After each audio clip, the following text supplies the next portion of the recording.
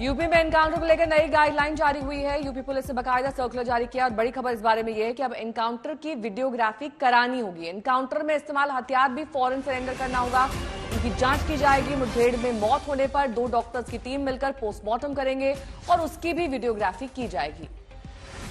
तो एनकाउंटर को लेकर यूपी पुलिस का एक नया सर्कुलर आया है जिसमें नई गाइडलाइन जारी की गई है। मुठभेड़ की वीडियोग्राफी कराना जरूरी होगा ताकि जरूरी तथ्य पेश किए जा सके, जिसको लेकर हमेशा सवाल उठते रहते हैं।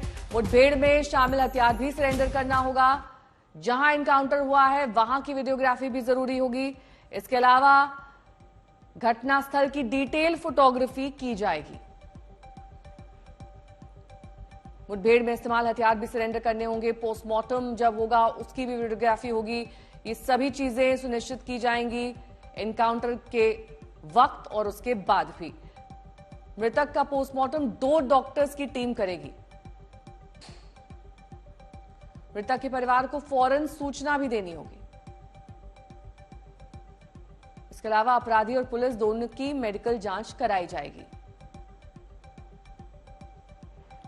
जहां मुठभेड़ हुई उस थाना क्षेत्र को जांच का अधिकार नहीं होगा।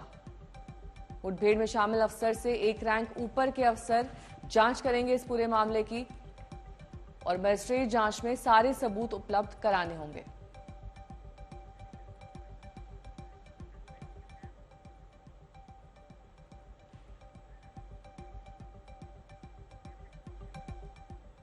आशीष हमारे साथ हमारे सहयोगी इस वक्त जुड़ चुके हैं। आशीष, ये अलग तरीके का फरमान और वो भी एनकाउंटर को लेकर उठ रहे सवाल पर, लेकिन विपक्ष अभी कह रहा है कि गलती मान ली।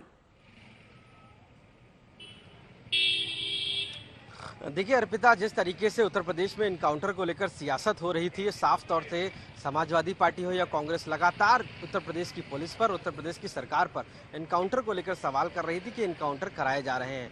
ऐसे में ये जो सर्कुलर है ये माना जा रहा है एक पारदर्शिता और कहीं ना कहीं उत्तर प्रदेश सरकार की सफाई दिखा रहा है कि किस तरीके से वो एनकाउंटर जो किए जा रहे हैं वो बिल्कुल भी ट्रांसपेरेंट है और उसमें किसी प्रकार का कोई भी मतभेद नहीं। इस सर्कुलर में अगर आप देखिए साफ तौर से कहा गया है कि अब वीडियोग्राफी होगी, यानी एनकाउंटर जहां पर होगा वहां पर वीडियोग्राफी की जाएगी, उसकी अलग अलग सीडी बनाई जाएंगी। यहाँ तक जो मृतक अगर होगा तो उसके परिवार को तुरंत सूचना दी जाएगी।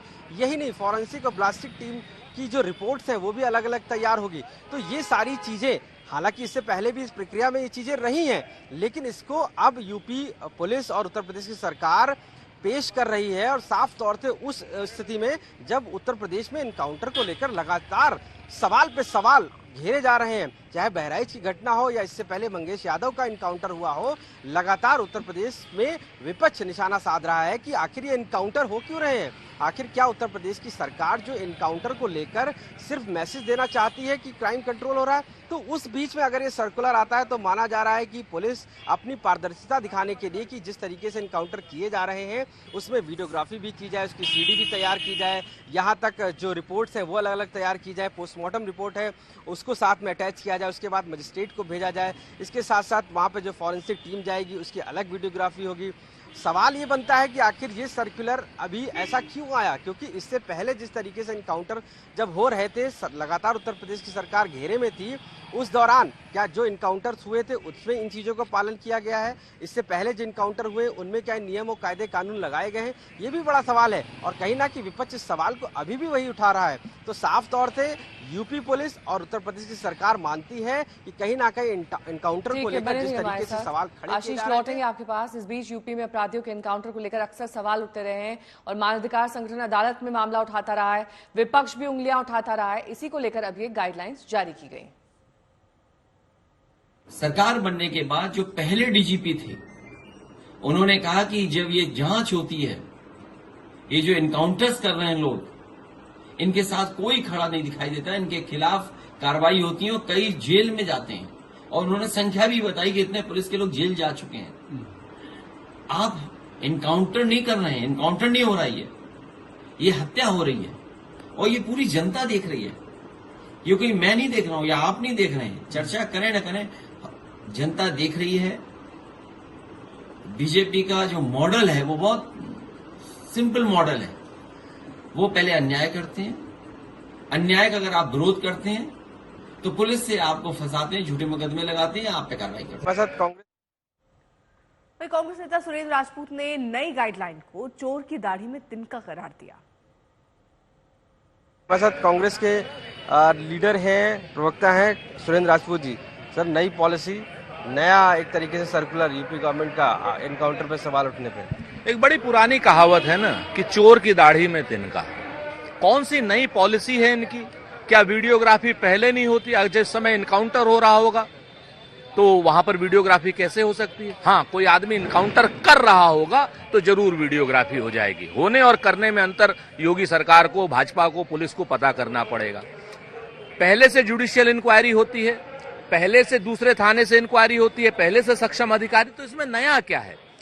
मूल रूप से भारतीय जनता पार्टी की बुलडोजर नीति और भारतीय जनता पार्टी की इनकाउंटर और ठोको नीति, ये संदेह के बहुत बड़े घेरे में है। इससे वो कैसे बचेंगे कानूनन, ये देखने की बात है।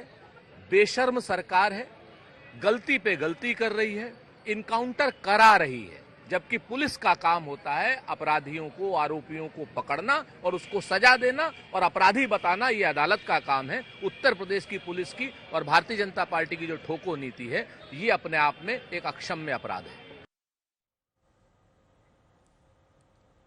तो इस बीच आशीष हमारे साथ जुड़े हुए हैं तमाम जानकारी के साथ। आशीष, देखिए, अब बार बार सवाल उठते रहते थे यूपी सरकार के ऊपर, अब गाइडलाइंस भी जारी कर दी गई हैं, उस पे भी विपक्ष को आपत्ति हो रही है।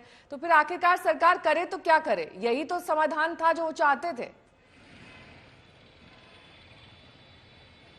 बिल्कुल नेहा, देखिए, सरकार की तरफ से जिस तरीके से ये गाइडलाइन जारी की गई है, माना जा रहा है कि विपक्ष के उठते हुए सवालों के जवाब में ये गाइडलाइन है। क्योंकि जिस तरीके से इससे पहले जो इनकाउंटर हुए, चाहे वो बहराइच की घटना है, मंगेश यादव को लेकर इनकाउंटर पे जो सवाल उठे, उस पर सरकार गिरती नजर आई है। क्योंकि सरकार के पास जवाब नहीं था। कहीं चप्पल पे सवाल उठाया जा रहा है, तो कहीं पर पहले ही घर से उठा ले जाने पर बाद में इनकाउंटर करने की बात आ रही है, तो कहीं पर यह आ रहा है कि 4 दिन पहले ही हिरासत में लेकर इनकाउंटर बाद में दिखाया जा रहा है। तो इन सभी सवालों के जवाब के लिए ये जो गाइडलाइन दी गई है, उसमें साफ तौर से कहा गया है कि उसकी प्रॉपर वीडियोग्राफी होगी।